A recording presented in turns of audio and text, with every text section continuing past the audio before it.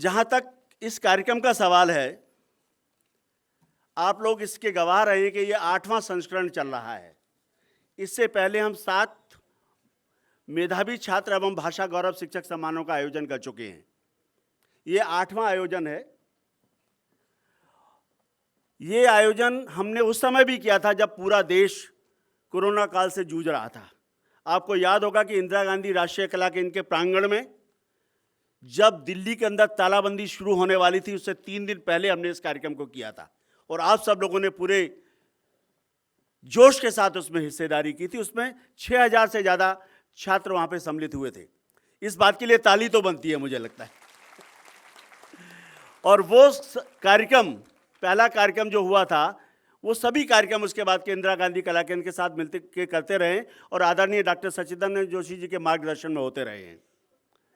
आज हम इसका 8वां संस्करण करने जा रहे हैं।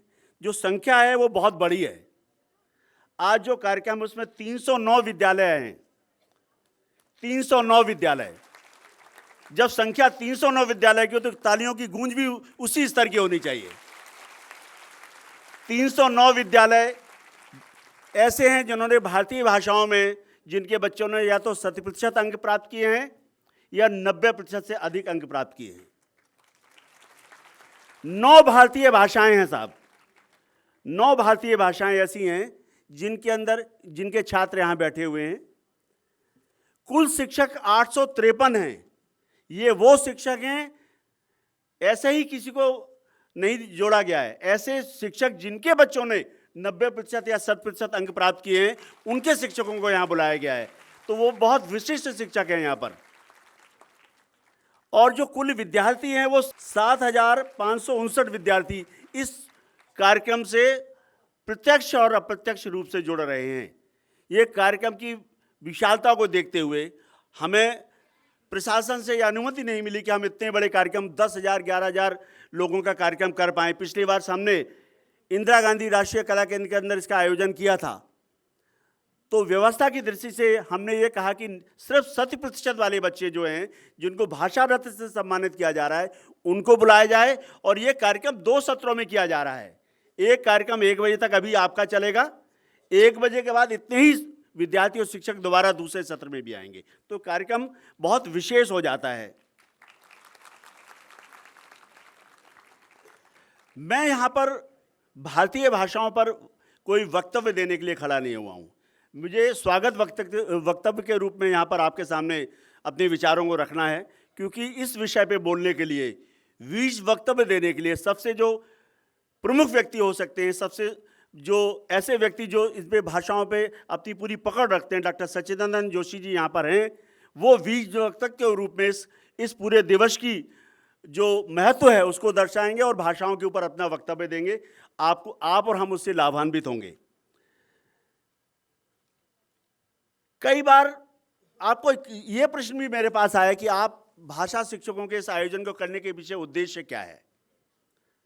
लगता है कि हम क्यों कर रहे हैं, क्यों नहीं 100% वाले बच्चे और हैं और विषय के लिए कर रहे हैं।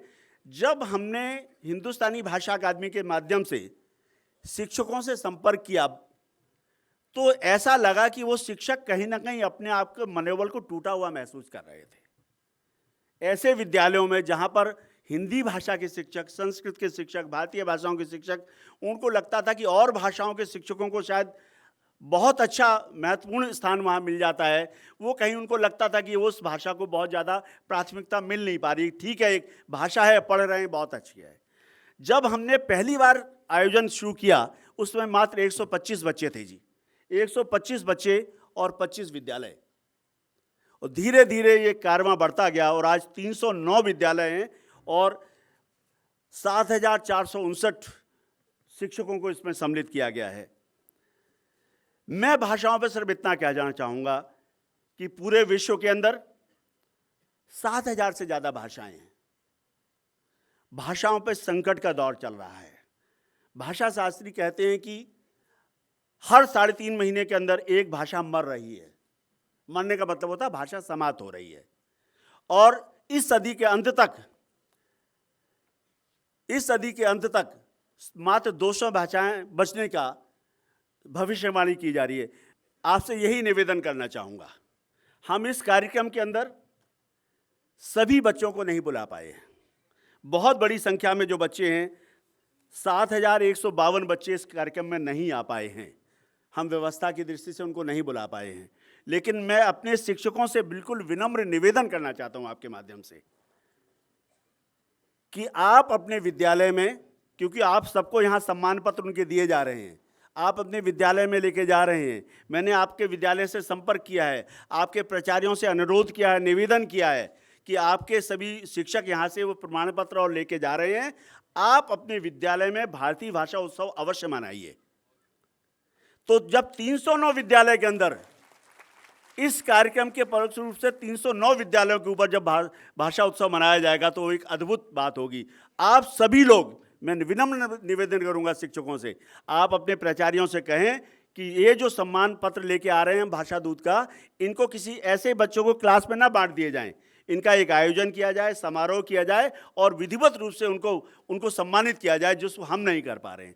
तो मुझे लगता है आप लोग अपने यहाँ पर इस तरह की व्यवस्था करेंगे कि भारतीय भाषा दिवस के अवसर पर एक भाषा उत्सव मनाएंगे और उन बच्चों को सम्मानित करेंगे। DAIC मतलब डॉक्टर अंबेडकर इंटरनेशनल सेंटर एक सिर्फ कन्वेंशन सेंटर ही नहीं है, बल्कि सोशियो इकोनॉमिक ट्रांसफॉर्मेशन स्टडीज, सामाजिक, राजनीतिक, आर्थिक समस्याओं को कम करने के लिए यहाँ पे कठोर अनुसंधान और प्रामाणिक अनुसंधान करने का ये मेरा एक चार्टर है। इस हेडिंग के नीचे जो साहब ने आपको बताया, मैं सभी से जुड़ना चाहता हूँ। और जब सर ने बताया कि 300 से ज़्यादा स्कूल्स यहाँ पर आएंगे, तो हमने बोला कि DAIC should be part of this initiative. तो बहुत अच्छा लगता है सर जब हम आपके पास आते हैं, चाहे ये विषय हो या और कोई भी विषय हो जो हमारे चार्टर का है, जहां हमें आपसे मार्गदर्शन मिलता है। और भीम ऑडिटोरियम इतना फुल भरा हुआ सर मैंने एक साल में अभी तक नहीं देखा। वो कहते हैं सर कि दिल्ली में फंक्शंस बहुत होते हैं, स्पीकर्स बहुत मिल जाते हैं, लेकिन ऑडियंस नहीं मिलता है। ये इतना अच्छा इनिशिएटिव है भारतीय भाषा दिवस, जिसका आज हमें यहाँ पे मौका मिला है आप सबको यहाँ पे स्वागत करने का। इनिशिएटिव्स काफ़ी चलते रहेंगे। मैं सभी से कनेक्ट होऊंगा, जितने यहाँ पे शिक्षक हैं, माननीय शिक्षकगण है, प्राचार्य है, हम जुड़ेंगे, डेफिनेटली इस चीज़ को आगे लेकर जाएंगे। और पुनः मैं आपका सभी का स्वागत और अभिनंदन करता हूँ। जय हिंद। ये बड़ी प्रसन्नता की बात है कि भारतीय भाषाओं की एकता, भारतीय भाषाओं के समन्वय की दिशा में हम इतने गतिशील हो चुके हैं। जो दो चार वाक्य मैंने सुने, वे सुनकर के मुझे अपार हर्ष हो रहा है, क्योंकि जिस समय भारत स्वतंत्र होने की ओर बढ़ रहा था, 1940 से 1960 का जो समय है, वो उन साहित्य मनीषियों का है जिन्होंने भारत के लोकतंत्र का सपना देखा था। उन्हीं विद्वानों में एक मूर्धन्य मनीषी और अंतर्राष्ट्रीय कलाविद थे आचार्य वासुदेव शरण अग्रवाल। मैं अपनी बात उनकी उस संकल्पना से शुरू करना चाहता हूँ कि उन्होंने हिंदी स्वस्तिक की परिकल्पना की। स्वस्तिक एक मांगलिक प्रतीक है भारतीय संस्कृति का, और उसमें उन्होंने संकल्पना दी कि उस स्वस्तिक की 4 भुजाएं हैं, और 4 भुजाओं में से एक भुजा है संस्कृत, प्राकृत, अपभ्रंश, अवहट्ट। उन भाषाओं की निरंतरता, उनकी साहित्य संपदा, उनकी भूमिका, उनकी विरासत। हिंदी स्वस्तिक की दूसरी भुजा है समस्त भारतीय भाषाओं का साहित्य, उनके साथ निरंतर सामंजस्य, निरंतर समन्वय, निरंतर आदान प्रदान। हिंदी स्वस्तिक की तीसरी भुजा है समस्त विश्व की वे भाषाएं जो समृद्ध हैं, जिनमें ज्ञान विज्ञान की अपार संपदा है, उनके साथ सेतु बंधु, उनके साथ आदान प्रदान, आवागमन, मिलना। और जो चौथी भुजा है वो है भारत की जो लोक भाषाएं हैं, जिनके संबंध में अभी पाठक जी कह रहे थे कि आज भाषाओं का जो आक्रमण हो रहा है और हम कल्पना कर रहे हैं कि 300 भाषाएं ही बच पाएंगी, ये एक निरंतरता है और भाषा वैज्ञानिक निरंतर इसका अध्ययन करते रहे हैं। ये बात बिल्कुल सच है कि जो संकल्पना आचार्य वासुदेव शरण अग्रवाल जी ने की थी उस समय, और उस समय कार्य भी बहुत हुआ था। सच बात तो यह है कि भाषा शब्द को ही यदि हम ले लें, केवल भाषा की बात हम करें, भाषा एक समष्टि प्रक्रिया है, सामाजिक प्रक्रिया है, आदमी से आदमी को मिलाने वाली प्रक्रिया है। तो भाषा का जन्म जो होता है वो संवाद की इच्छा से होता है। यदि आदमी अकेला ही रहा होता तो उसे न भाषा की जरूरत थी और न उसे संस्कृति की जरूरत थी।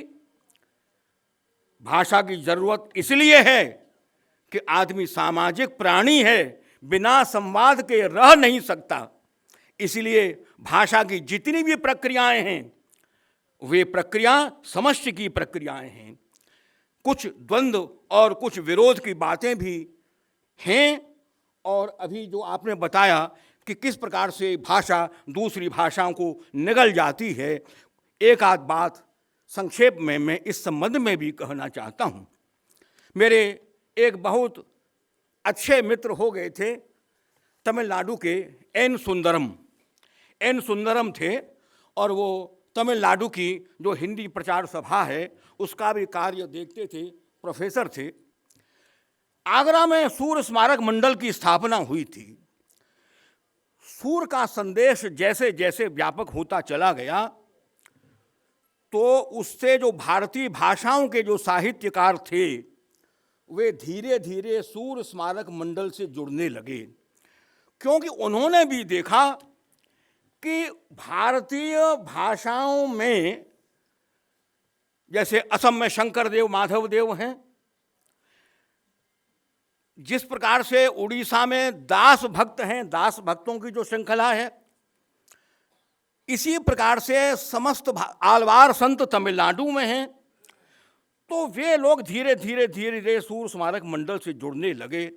वे गहरे अध्येता थे, और एक ऐसा समय आया जब सूर स्मारक मंडल की जो पत्रिका थी सूर सौरभ, वे उसके संपादक बने और सूर सौरभ पत्रिका चेन्नई से प्रकाशित होने लगे। उनसे बहुत घनिष्ठता थी, ऊंची नीची बातें भी हो जाती थी। मैंने उनसे पूछा, क्या तमिलनाडु में हिंदी का विरोध है, भाषा का विरोध है? तो उन्होंने मुझसे हंस कर के कहा कि देखो, अमिताभ बच्चन की जो फिल्में हैं वहाँ चलती हैं टाकीज़ों में, और जो नौजवान लोग हैं वो बड़े उमंग से उसके साथ देखते भी। मैंने फिर प्रश्न किया तो उन्होंने कहा, देखो, अब ये जो प्रश्न है ये हमारे आपके लिए आउट ऑफ कोर्स है। आउट ऑफ कोर्स असल में क्या है कि असल में एक लोकशास्त्रीय सिद्धांत है, एक मानव शास्त्रीय सिद्धांत है, एक समाज शास्त्रीय सिद्धांत है कि व्यष्टि और समष्टि के बीच एक द्वंद्व निरंतर चलता रहता है, समायोजन होता है। समाज इतना बड़ा बन गया आज, यदि समष्टि प्रक्रिया बलवती न होती तो इतना बड़ा भारत कैसे बन जाता? छोटे छोटे राज्य थे, कलिंग, अंग, मगध, छोटे छोटे राज्य थे। इतना बड़ा विस्तार कैसे हो जाता? समष्टि प्रक्रिया से हुआ। और आज जब हम समाज शास्त्र की बात करते हैं तो आज विश्व समाज है, आज हमारे सामने विश्व समाज है। ये किसका परिणाम है? ये उसी समष्टि प्रक्रिया का परिणाम है। तो समष्टि प्रक्रिया चलती है, इसमें कोई संदेह नहीं, और व्यष्टि स्वार्थ की प्रक्रिया से बड़ी बलवान प्रक्रिया है समष्टि प्रक्रिया। लेकिन व्यष्टि स्वार्थ की प्रक्रिया भी चलती है, इससे इनकार नहीं किया जा सकता, क्योंकि स्व है तो स्व के साथ स्वार्थ प्राकृतिक बात है। तो वो जो व्यष्टि प्रक्रिया है, वही व्यष्टि प्रक्रिया कभी भाषा के संबंध में सवाल उठाती है, कभी धर्म के संबंध में सवाल उठाती है, कभी संस्कृति के संबंध में सवाल उठाती है। वह व्यक्ति स्वार्थ की प्रक्रिया है।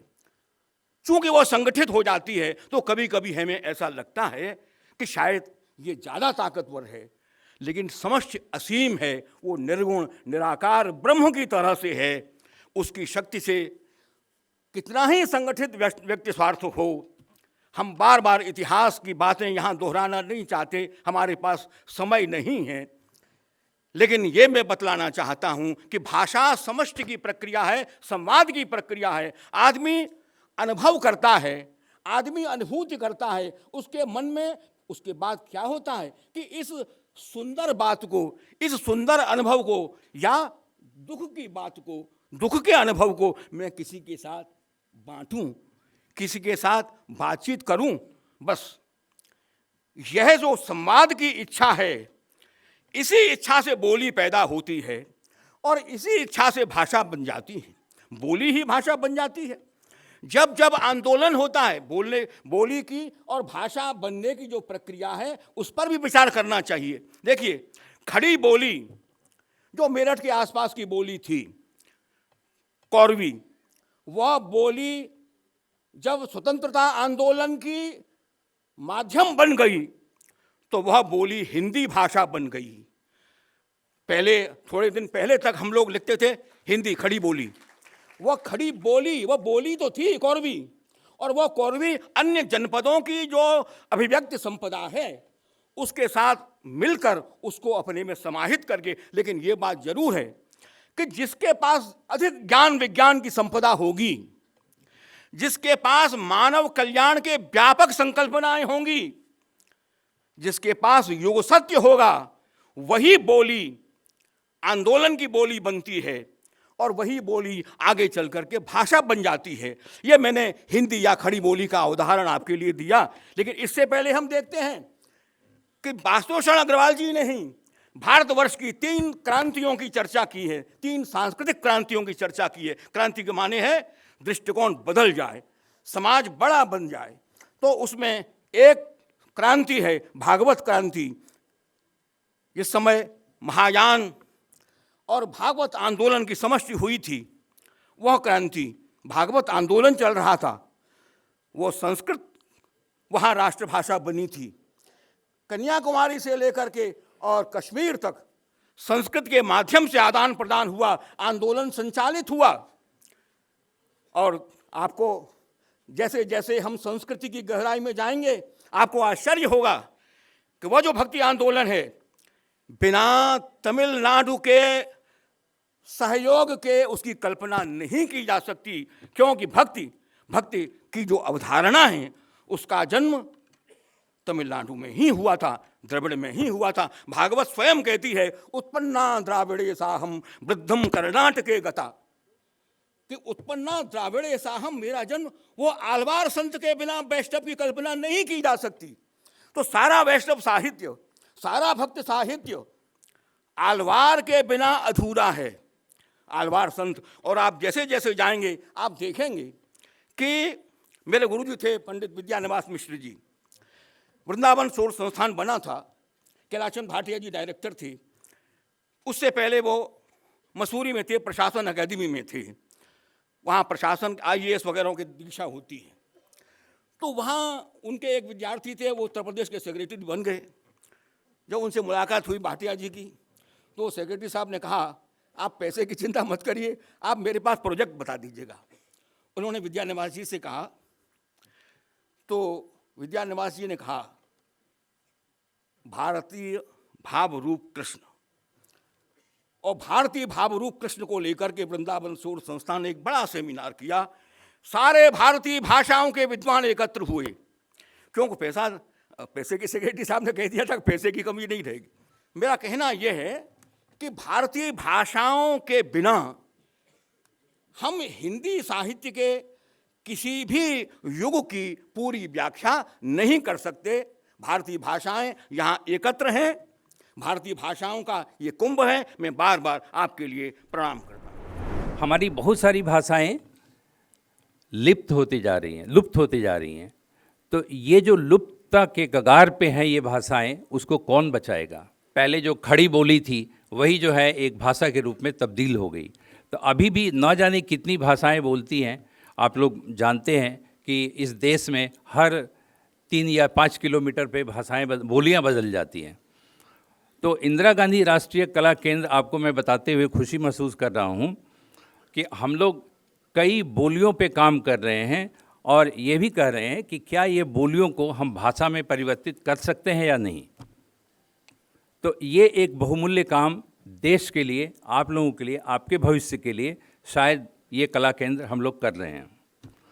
इसके अलावा जो है, इसके लिए सरकार ने गाइडलाइंस भी इशू किए हैं। ये हम लोग जो कह रहे हैं भारतीय भाषा दिवस, केवल ऐसे नहीं है। शिक्षकों के लिए खासकर विभिन्न भाषाओं में भाषण देना है, आपके स्कूलों में गायन करवाना है और लेखन की प्रतियोगिताएं करवानी है। ये मुझे शिक्षकों से विशेष अनुरोध है। जो यहाँ पे कॉन्सेप्ट नोट जो बना था उसमें लिखा हुआ है। उन छात्रों का अभिनंदन जो बहुत सारी भाषाएं जानते हैं और जो प्रमुख भारतीय भाषाओं की लिपियों को पढ़ सकते हैं। आपको पता है अभी तक इंडस की स्क्रिप्ट जो है, अभी तक हम लोग पूरी तरह से डिसाइफर नहीं कर पाए, तो वो ये देखना है। विभिन्न भाषाओं में नाटक, कला प्रदर्शन, संगीत, भाषाई खेल। न्यू एजुकेशन पॉलिसी 2020 जो गवर्नमेंट ऑफ इंडिया ने निकाला है, आपको पता होगा, उसमें एक सबसे बड़ी बात है टाई, थिएटर इन एजुकेशन। तो ये जो कॉन्सेप्ट है थिएटर इन एजुकेशन, ये क्या है कि आपको सिखाने का जो माध्यम है वो सरकार ने बोला आप थिएटर के माध्यम से बताइए, आप नाटक के माध्यम से बताइए, ताकि जो है बच्चे तक जो कम्युनिकेशन, संवाद, यही तो भाषा है। और डॉक्टर सच्चिदानंद जोशी ने आपको बताया भाषा के कई रूप हो सकते हैं। हो सकता है भाषा, आप टीवी में देखते होंगे, एक म्यूट भाषा है जो गूंगे बहरे के लिए, जो स्पेशली डिसेबल्ड है उनके लिए भी है, वो भी भाषा है, वो भी एक संवाद का माध्यम है। तो भाषाओं के संवाद जो है, आजकल तो संवाद क्या है, व्हाट्सएप है, सिग्नेचर्स हैं, इमोजीज़ हैं, वो भी एक भाषा के रूप में है, आ रहे हैं। तो आपको अपनी ज़िंदगी में ये सब, जब मैं स्कूल में था, कॉलेज में था, तो ये सब की जानकारी हमें नहीं थी, लेकिन अब लोग इमोजी का यूज़ करते हैं, वो भी बताते हैं कि ये है भाषा है। थम्स अप करते हैं, ये भी एक आपको कॉन्ग्रेचुलेसन मिलता है। तो इन सारे जो चीज़ें हैं, प्रक्रिया है जो संवाद में हम लोग यूज़ करते हैं, तो ये नए नए प्रयोग हैं। हो सकता है आपके टाइम में कुछ नए प्रयोग आएंगे। एक और बात पे मैं बोलना चाहूँगा, साइकोलॉजी का मैं स्टूडेंट हूँ, तो कम्युनिकेशन उसमें साइकोलॉजी में भी एक आता है, संवाद, कि किस तरह से बच्चों को कैसे संवाद करते हैं, संवाद में क्या क्या फैलेसी होती है। तो ऐसा ना हो कि यदि मैं कोई बहुत ज्ञान का बड़ा भंडार आपको दे दूं तो आप तक पहुंच ही नहीं पाए। तो संवाद का ये भी एक माध्यम है कि जो मैं बोल रहा हूं, मैं आपके स्तर तक बोलूं और आप तक पहुंच जाए। लेकिन इन सब के पीछे आपको ये ध्यान रखना है कि ये जो आपकी जो बढ़ती हुई अभी जो जिस उम्र में आप हैं, बड़ा संवेदनशील उम्र है, इसमें आर्टिफिशियल इंटेलिजेंस गुमराह भी कर सकता है। तो कृपया सिर्फ अपने कोर्स और सिलेबस से ही संबंधित जो कुछ चीज़ें हो उसके लिए यूज़ कीजिए, अपनी रचनात्मक शक्ति को आप बचा के रखिए। इस पूरे कार्यक्रम का संयोजन करने के लिए जिस तरह से हिंदुस्तानी भाषा अकादमी इंदिरा गांधी राष्ट्रीय कला केंद्र के साथ जुड़ी हुई है, पिछले वर्ष भी हमने जो है एक तरह से रिकॉर्ड कायम किया कि इतने सारे बच्चों को, 10,000 बच्चों को ला करके। मैं इन्हीं शब्दों के साथ मैं अपने वाणी को विराम देना चाहूँगा और मैं आप सभी बच्चों का उज्जवल भविष्य की कामना करता हूँ। धन्यवाद। मैं कहना चाहता हूँ कि ये भाषा का कार्यक्रम नहीं है, ये आप लोगों का कार्यक्रम है, आप लोगों के भविष्य का कार्यक्रम है, आप लोगों की संभावनाओं को तलाश करता हुआ कार्यक्रम है। मैं क्यों कह रहा हूँ? मैं ये इसलिए कह रहा हूँ कि आज आज़ादी के 75 वर्ष बाद भी अगर हम आईआईटी के बारे में सोचते हैं, एमबीबीएस के बारे में सोचते हैं, सिविल सर्विसेज के बारे में सोचते हैं, चार्टर्ड अकाउंटेंसी के बारे में सोचते हैं, तो हमारे देश में सभी प्रमुख पदों और प्रमुख संभावनाओं, प्रमुख रोजगार पर केवल एक भाषा का कब्जा है। अगर इसको बदलना है, अन्यथा तो ये रहेगा कि अगर जिसको वो भाषा आती है वो उस भाषा, वही व्यक्ति ऊपर चढ़ सकता है, वही व्यक्ति प्रमुख रोजगार पा सकता है, वही व्यक्ति इस देश का नेतृत्व कर सकता है। परंतु ये विचार किया गया इस देश के अंदर, देखिए 70 का दशक था तो उसमें कहा गया कि धूमिल की एक पंक्तियां हैं कि हाय जो कसाई है, उसकी नज़र में तुम्हारा तमिल दुख मेरी भोजपुरी पीड़ा का भाई है। तो वो स्थिति थी, परंतु भारतीय भाषाओं में जो अंतर विरोध है, जो विरोध की स्थिति पैदा की गई थी, तो उसको दूर करने का प्रयास किया गया इस भारतीय भाषा दिवस के माध्यम से। मेरी एक कविता की पंक्ति है जिसमें लिखा है कि मैं नहीं चाहता कि भाषा के नाम पर दंगा हुआ ये फिर अखबार में आए, भाषा तो तोड़ती है दीवार, मैं नहीं चाहता कि इसकी वजह से एक और दीवार बन जाए। तो मित्रों, भाषा दीवार को तोड़ने वाली कड़ी है, और अगर आपने अपनी संभावनाओं को तलाश करना है तो ये आवश्यक है कि हम भारतीय भाषाओं को उनका जो योग्य स्थान है हिंदी और भारतीय भाषाओं को मिले।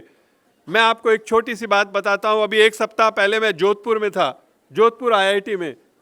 जोधपुर आईआईटी ने इस देश में इंजीनियरिंग की दृष्टि से एक पहल की है।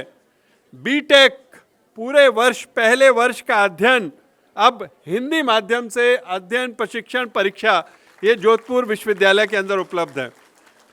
और मेरी वहाँ पर जो 20 प्रोफेसर जिन्होंने उनको पढ़ाया, उन बच्चों को, उन विद्यार्थियों को, उनसे बातचीत हुई, लगभग 3 घंटे की बातचीत हुई। और उन्होंने बताया, आमतौर पर क्या होता है कि हिंदी में प्रारंभ करते हैं और धीरे धीरे छोड़कर चले जाते हैं, परंतु उन्होंने बताया कि 90 विद्यार्थियों ने बीटेक में हिंदी ली थी, और अब जब अंतिम सत्र आया तो 120 विद्यार्थी हैं जिन्होंने बीटेक की परीक्षा हिंदी से पास की है। ऐसे ही यही स्थिति एमबीबीएस के अंदर है। एमबीबीएस के 13 कॉलेजेस के अंदर, भोपाल के अंदर अब हिंदी माध्यम से पढ़ाया जा रहा है।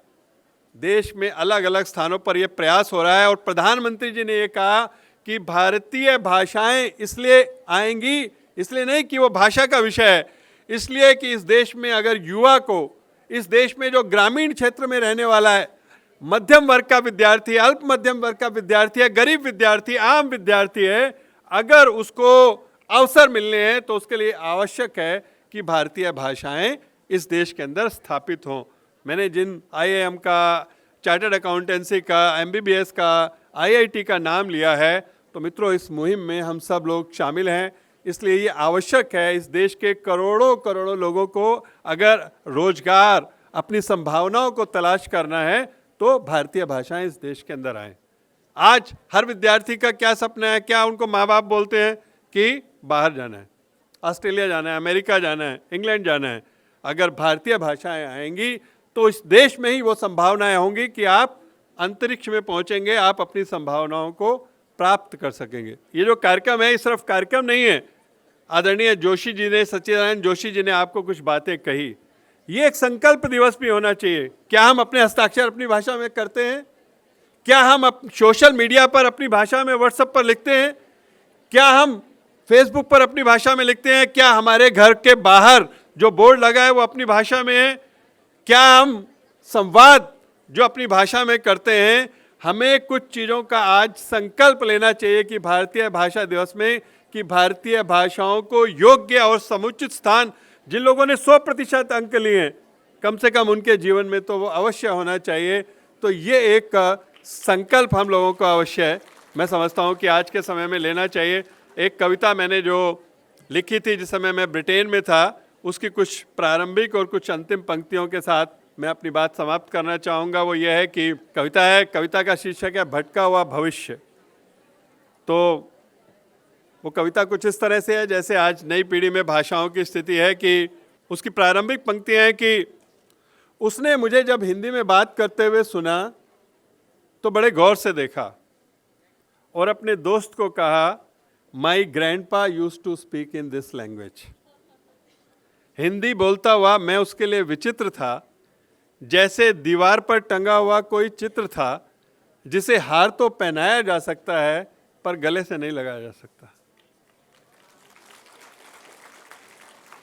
परंतु उसकी अंतिम पंक्तियां हैं जो आप लोगों ने जिस तरह से भाषा में काम किया उसको देखकर लिखी गई हैं कि हाँ वो आ सकता है, उसे आवाज़ दो।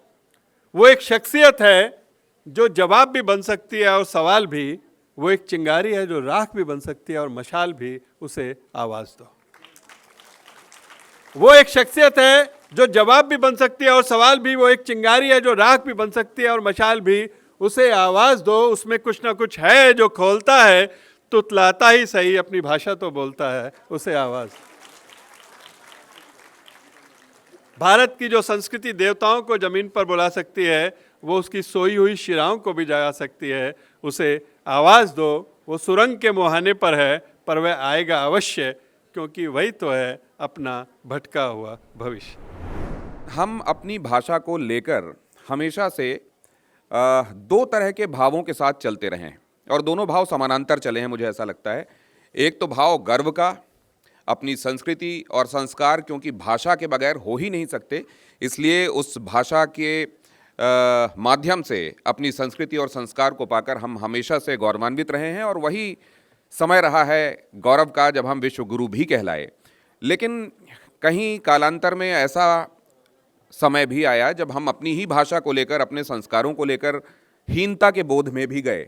हमको ये लगा कि शायद हमारी भाषा हमको उतने अवसर और उतने पंख और उतने उड़ान नहीं दे पा रही है जितनी शायद दूसरी भाषा दे पाती। अंग्रेज़ी बोलने वाले की तरफ दूसरे व्यक्ति का जो सुन रहा होता है उसका भाव देखते हुए हम अक्सर ये महसूस करते रहे उस दौर में कि शायद वैसे लोगों को ज़्यादा प्राथमिकता और तरजीह मिलती है। लेकिन बाद के समय में, ख़ास तौर से अब इधर मैं ये देख रहा हूँ कि आप ये देखें कि अगर जिस माध्यम में मैं काम करता हूँ, समाचार माध्यम, उसमें सबसे ज़्यादा ताकतवर जो ऑडियंस है, जो दर्शक वर्ग है, वो हिंदी का दर्शक वर्ग है। और यही वजह रही कि जो स्पोर्ट्स कमेंट्री, ख़ासतौर से क्रिकेट कमेंट्री आप केवल अंग्रेज़ी में एक समय में सुना करते थे, अब मजबूर हो गए ब्रॉडकास्टर्स कि वो हिंदी में कमेंट्री लेकर आएँ। और वो कमेंटेटर्स जो सिर्फ अंग्रेज़ी बोला करते थे और हिंदी उनके लिए ऐसी भाषा होती थी, हालांकि वो घर में हिंदी बोलते होंगे, आई एम वेरी श्योर, लेकिन वो बोलते हुए ऐसे जाहिर करते थे कि जैसे हिंदी बोलते हुए उनको उनकी बड़ी जहमत हो रही है। वैसे लोग, उनका नाम लेना ठीक नहीं होगा, हमारे बड़े क्रिकेटर्स भी रहे हैं वो, लेकिन उन्होंने बाद में हिंदी को बड़े अच्छे तरीके से बोलना शुरू किया। अब आप देखते हैं ज़्यादातर सिर्फ हम हिंदी में कमेंट्री कर रहे होते हैं। तो ये तो हो गया हमारा हिंदी की ताकत और हमारी हिंदी की सामर्थ्य। लेकिन उतनी ही हमारे देश में अलग अलग जगहों पे बोली जाने वाली भाषाएं और बोलियां उतनी ही समृद्ध हैं। अब जैसे मैं जिस अंचल से आता हूं, मध्य प्रदेश के, वहाँ बघेली भी बोली जाती है, बुंदेली भी बोली जाती है। और आज भी जब बघेली या बुंदेली का कोई मुझे जानने वाला मिलता है, मैं उससे कोशिश करता हूँ वैसे ही बात करूँ। अगर बंगाल में जाता हूँ और जिस विधा में मुझे काम करने का अवसर हुआ है, वहाँ पर मुझे अलग अलग जगहों पर जाने का मौका मिलता है, तो थोड़ा ही सही लेकिन जहाँ जाकर भाषा के 2-3 शब्द भी सीख सकता हूँ, एक आध वाक्य भी सीख सकता हूँ, तो वो कन्नड़ हो, वो मराठी हो, या फिर आपकी तेलुगु हो या मलयालम हो, मैंने सबका कुछ ना कुछ सीखा है। यहाँ तक कि बंगाली भी थोड़ी सी सीखी। और मुझे लगता है ये हमको कोशिश करना चाहिए, क्योंकि कनेक्शन, अब हमारे जो आदरणीय प्रधानमंत्री जी हैं, जब आप उनको देश के अलग अलग हिस्सों में जाकर लोगों से संवाद करते देखते हैं, तो आपने देखा होगा जहाँ होते हैं जिस कोने में, वहाँ के 2-4 वाक्य उनकी उस भाषण में ज़रूर शामिल होते हैं। ये सीधा कनेक्ट करता है वहाँ के लोगों के साथ, और वहाँ के लोगों को अचानक वो आदमी अपना लगने लगता है।